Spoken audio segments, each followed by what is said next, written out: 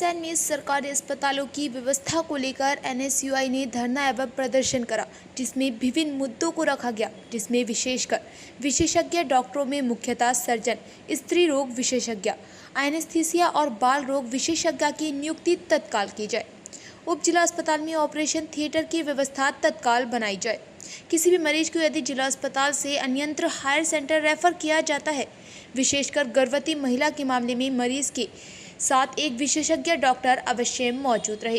गैरसैंण में अल्ट्रासाउंड की मशीन बहुत पुरानी है, जिसमें बार बार तकनीकी खराबी आ रही है और इसमें एक दिन में सीमा से अधिक अल्ट्रासाउंड भी नहीं किए जा पा रहे। अंततः नई अल्ट्रासाउंड मशीन उपलब्ध कराई जाए। सरकार गर्भवती महिला के लिए विभिन्न प्रकार की भरण पोषण व अन्य योजना चलाती है। इसी क्रम में यदि किसी गर्भवती महिला का इलाज चल रहा है या रेफर किया जा रहा है तो उसका संपूर्ण खर्चा सरकार वहन करे।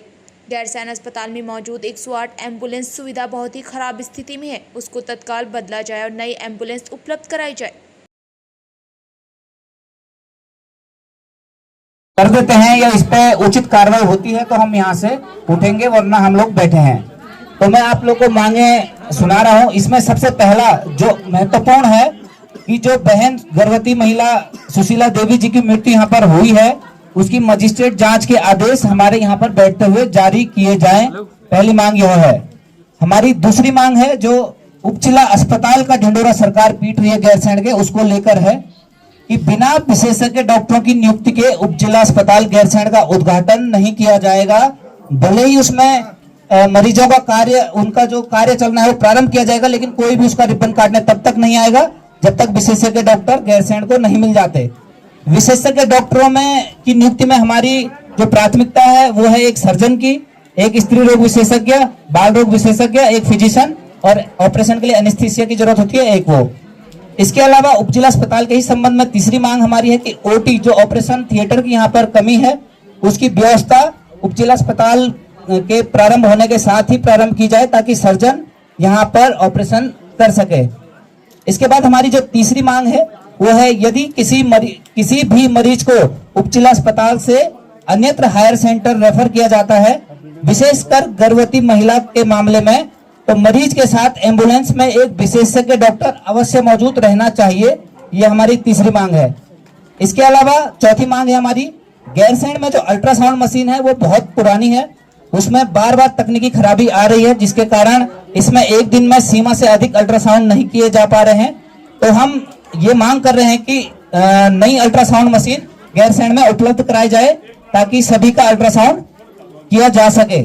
हमारी पांचवी मांग यह है कि गैरसैंण अस्पताल में मौजूद जो 108 एम्बुलेंस की सुविधा है वह बहुत जर्जर हालत में, खराब हालत में है, इसको तत्काल बदला जाए, नई एम्बुलेंस हमारे लिए उपलब्ध कराई जाए। इसके बाद जो हमारी छठी मांग है वो बहुत ही गंभीर एक विषय है जो इस प्रकरण से भी संबंधित है कि सरकार गर्भवती महिलाओं के लिए विभिन्न प्रकार के भरण पोषण व अन्य योजनाएं चलाती हैं। इसी क्रम में यदि किसी गर्भवती महिला का इलाज चल रहा हो या उसे हायर सेंटर रेफर किया जा रहा हो तो उसका संपूर्ण खर्चा सरकार वहन करेगी।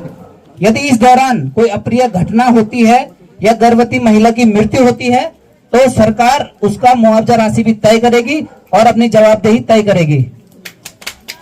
हमारी जो सातवीं मांग है वो ये है कि अस्पताल में मौजूद जितना भी स्टाफ है उसका व्यवहार जनता के प्रति शीतल और संतोषजनक होना चाहिए, क्योंकि कईयों की शिकायत है कि स्टाफ का व्यवहार काफी रूडली रहता है। हमारी आठवीं मांग है कि संपूर्ण पैथोलॉजी जांच जो गैरसैंण अस्पताल में उपलब्ध कराई जाए और हमें अन्य किसी भी प्राइवेट पैथोलॉजी लैब में ना भेजा जाए। ये हमारी मांगे हैं। यदि इस पर एडीएम साहब और सीएमओ साहब